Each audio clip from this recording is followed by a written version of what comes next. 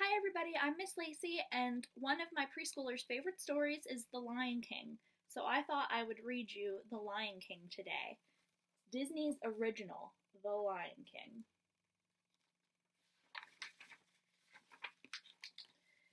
The animals came from far and near across the dusty African plain. They came on padding paws and pounding hooves and flapping wings. Each beast, from the tiniest ant to the largest elephant, made its way to Pride Rock, for that was the home of the Lion King, and this was a special day in the Pride Lands. Today, Simba, the firstborn cub of King Mufasa and Queen Sarabi, would join the great circle of life. The animals took their places and bowed to King Mufasa. Then Rafiki, the wise baboon, stood at the edge of Pride Rock and held up the little cub for all to see. A great cry rose from all the animals. The elephants trumpeted, the zebras whinnied, and the birds sang for joy at the sight of Simba, the future Lion King. But one animal did not join in the joyous celebration. Scar, the king's jealous brother, stayed in his den.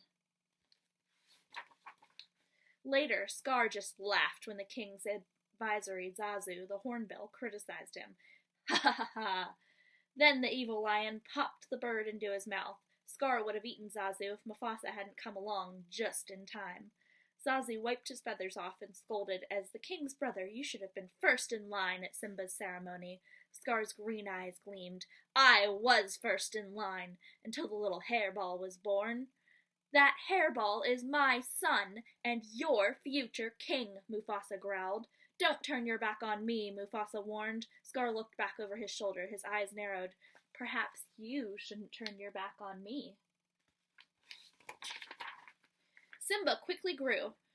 One morning, Mufasa took his son to the top of Pride Rock and told him, "The circle of life never stops turning. One day the sun will set on my time as ruler and rise with you as king. Then everything the light touches will be yours." "What about the shadowy place?" Simba asked. Mufasa declared, "You must never go there." Suddenly, Zazu swooped down and squawked, "Hyenas! In the Pride Lands!" Mufasa frowned. "Zazu, take Simba home." "Aw, Dad, can't I come?" Simba whined. Mufasa shook his head. Fighting savage hyenas was no job for a cub. Later, Simba asked his Uncle Scar about the shadowy place. An evil plan formed in Scar's mind. "Only the bravest lions go to the elephant graveyard," Scar told him. He knew the foolish cub would go there just to prove his bravery. Scar was right. Simba couldn't wait to go to the elephant graveyard with his best friend Nala, but how could they go with Zazu watching every move they made? "We've got to ditch the dodo," Simba whispered. Nala giggled and agreed. Soon the two friends found a way to escape their feathered babysitter. Before long, the young lions had reached the dark, mysterious place beyond the borders of the Pride Lands. Giant bones poked out of the ground. "It's kind of scary," Nala whispered. "Let's check it out," Simba said. "I laugh in the face of danger. Ha ha ha ha!" "Hee hee hee!" cackled three mean hyenas, Sensei, Banzai, and Ed. "Look, boys, a king, fit for a meal!" Sanzai snickered. The cubs ran, but soon found themselves cornered. Simba stepped bravely in front of Nala and tried to roar. "Rrr, rrr, rrr." The hyenas laughed and jeered. Simba opened his mouth to try again. This time the elephant bones rattled with a thunderous roar. The hyenas were confused, and so was Simba, until Mufasa sprang into view. The mighty lion chased the hyenas away. Zazu had seen the cubs in trouble and flown for help. Mufasa told Zazu to take Nala home. Then he scolded Simba for disobeying him. "Aw, Dad, I was just trying to be brave like you," Simba explained. Mufasa sighed. "Being brave doesn't mean you go looking for trouble, Simba. A good king is wise as well as brave." Simba suddenly felt very small. "We'll always be together, right, Dad?" Mufasa looked up at the starry sky and said, "The great kings of the past looked down on us from those stars, so whenever you feel alone, just remember that those kings will always be there to guide you. And so will I." Later, Scar met with the hungry hyenas. "I practically gave you those cubs," he complained. "They weren't exactly alone," Sensei whined, but Scar had another plan that would allow him to become king. "Stick with me and you'll never go hungry again," he promised. The hyenas danced and cheered. The next morning, Scar took Simba to the bottom of a rocky canyon. "Now wait here," he ordered. Your father has a big surprise for you. Will I like the surprise? Simba asked. Scar smiled slyly. Oh, it's to die for, he said as he walked away. Then he gave a signal to the hyenas waiting at the canyon ridge. The hyenas knew what to do. They chased a huge herd of wildebeest down the canyon. Simba felt the earth shake. He heard the clattering of thousands of hooves. Then he saw the wildebeests heading straight for him. Simba managed to climb on a dead tree and cling up to a branch. Help! He shouted. Help was on the way, for Scar had found his brother. Mufasa! Simba's trapped in a stampede! Scar cried. Just as Scar had planned, Mufasa rushed to Simba's rescue. He lifted his son to safety, but then fell under the rushing tide of hooves. Dad! Simba shouted. He couldn't see anything through the huge cloud of dust. Mufasa tried to pull himself up on the steep rocks from above. Scar watched his brother struggle. Help me, brother! Help me! Mufasa pleaded. Scar reached for Mufasa's paw. He pulled his brother close and whispered, Long live the king. Then Scar let go and watched Mufasa tumble down the steep below. When the stampede was over, Simba found his father lying lifeless in the dust. No! Simba wailed. Scar came to the sobbing cub's side. What have you done? He accused. There were wildebeests everywhere. He tried to save me. It was an accident, Simba said in a rush. I didn't mean to. Of course not, but if it weren't for you, he'd still be alive. What will your mother think? Scar demanded. Simba looked stricken. What should I do? Run away, Scar advised. Run away and never return. Scar watched Simba run, then he sent the hyenas after him. The hyenas chased Simba to the border of the Pride Lands. The cub dived into the thickest of thorns at the edge of the great desert. The hyenas looked at the sharp thorns, then at the desert. The cub won't last a day out there, Shamsai declared. Simba ran until he could run no more. The thirsty cub collapsed on the sand. Vultures circled him hungrily, but Timon, the meerkat, and his fat friend, Pumbaa, the warthog, chased away the vultures. Simba woke up in their jungle home. Where are you from? Timon asked. Simba sighed. It doesn't matter. I can't go back. What did you do, kid? Pumbaa wondered. Something terrible, Simba replied. Timon shrugs. Who cares? You've got to put the past behind you. Hakuna Matata. What? Simba asked.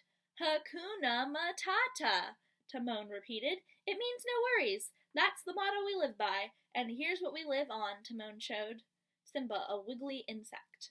Simba watched Pumbaa eat a grub. Slimy but satisfying, the warthog said with a burp. Simba frowned, but he ate the big grub. Then the cat smiled and said, Hakuna Matata.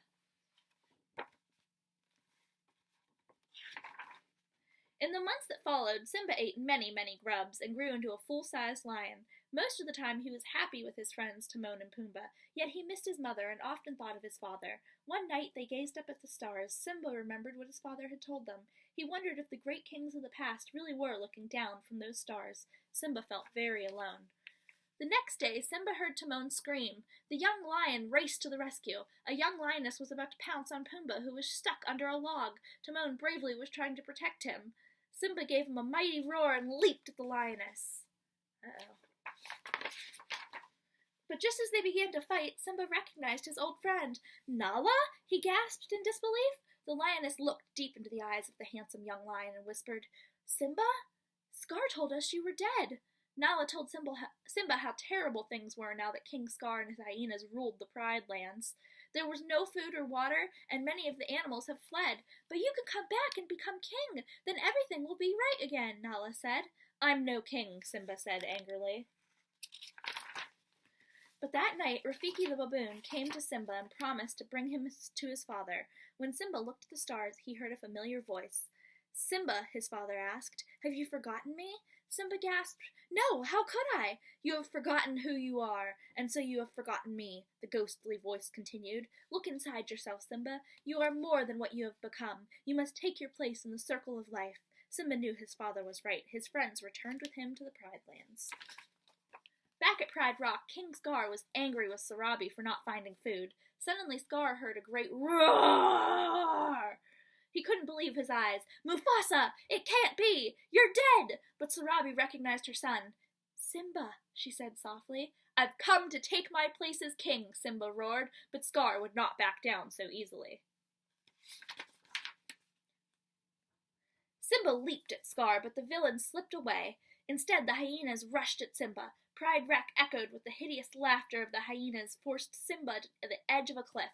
Scar walked up to the exhausted young lion. Your daddy isn't here to save you this time, Scar taunted. Then he pushed Simba off the cliff. Simba's claws scrambled for a hold on the steep slope, then looked familiar. Scar sneered. Oh yes, I remember. It's just the way your father looked before I killed him. At last, Simba knew the truth. With a mighty roar, he leaped at Scar. Meanwhile, Timon, Pumbaa, and the lioness had chased off the hyenas of Pride Rock. When Simba sent Scar flying over the cliff, the villain landed in the mob of hungry hyenas. Hee, they cackled cruelly. Finally, they had a meal fit for a king, or a king fit for a meal. Simba thanked his friends, then he walked to the top of Pride Rock. His roar echoed through the Pride Lands. The rightful king had taken his throne. The plains were soon lush and green again. The animals returned, and the hunting was good once more. Simba knew that a king must have a queen, so of course he chose the beautiful Nala. Before long, the animals again came from far and near across the dusty African plain. This time they came to greet the firstborn cub of King Simba and Queen Nala. Wise old Rafiki stood at the edge of Pride Rock and held up the cub for all to see. The elephants trumpeted, and the zebras whined for joy as the future king joined the great circle of life. The end. Okay, thank you for watching, friends.